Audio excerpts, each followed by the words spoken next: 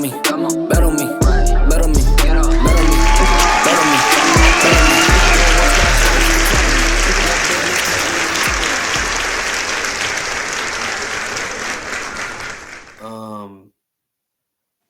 I guess Cody and Roman are fighting the Mania. It seems like that's what's going on with that. Yes, it's gonna happen. Which I'm fine with that. I mean, I know it's Gonna gonna be happen. it's a good story. It's gonna be a good match. I mean, that's whatever. I But mean, I'm still boy, holding up. if Cody does not win, boy, ooh wee, because I see what they're doing. Because if Roman holds the title to like I think it's like to like September or something like that next year, he's it overtakes Hogan's reign at that time. I think it was like I forgot how many days it was. I know it's 4 years. I know Hogan was 4 years. Yeah, so yeah, about that time. Yeah, about that time. That's crazy though, bro. I Can't never you really think about that? That's insane. close to that. This man, he's been champion for 3 years, going on could be 4. That's insane to really think about because usually people get tired of it. You know, we're in this era I where mean, a lot of people would say they're getting to that point now. oh, this is a great segue. Ha ha. You already know who I'm about to talk about. You already know. You already know. Mr. Seth Rollins. Mr. Seth Rollins. Now, I'm not saying I'm tired of his reign. I'm not saying that. It's just there were a few times where I thought, okay, you should probably lose the title. Case in point, SummerSlam. You think he should have lost it that early? He could have. It was very possible. I mean, the Finn Balor story would have been interesting with Finn Balor being champ and Damien being Miss Money in the Bank. I did like that idea. But at the same time, I've always said with this new World Heavyweight title, we need a long title reign with a respected worker in a main event. Yeah, he's what held it since what, May?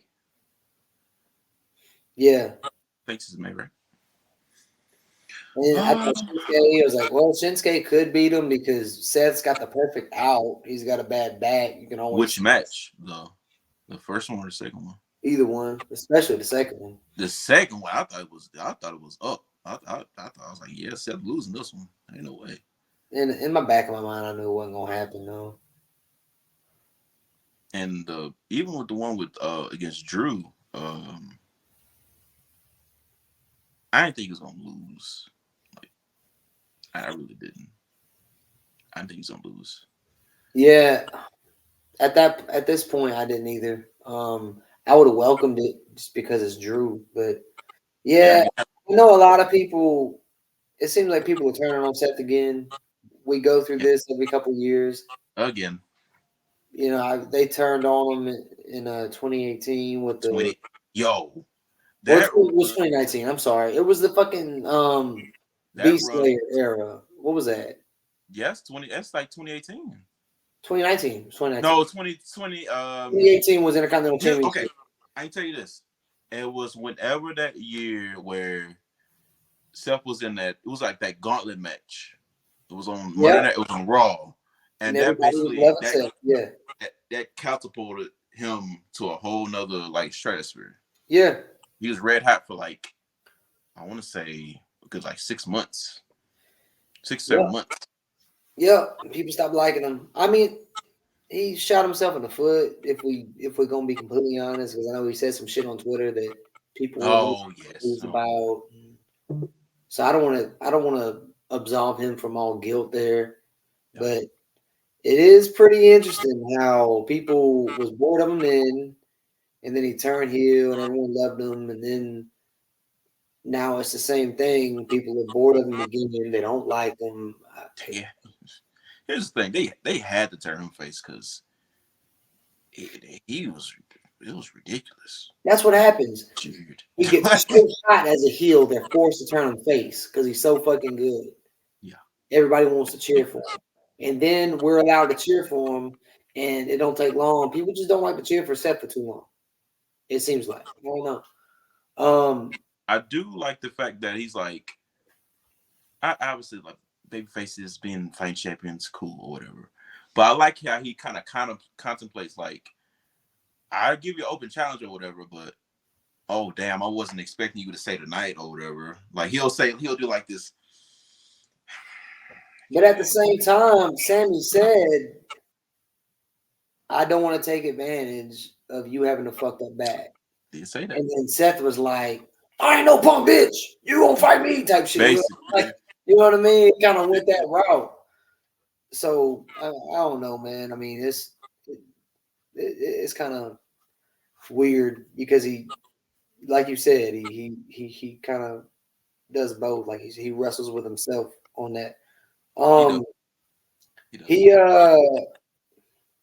one thing I didn't like that I really had an issue with. Yeah. Is Cody Rhodes comes out.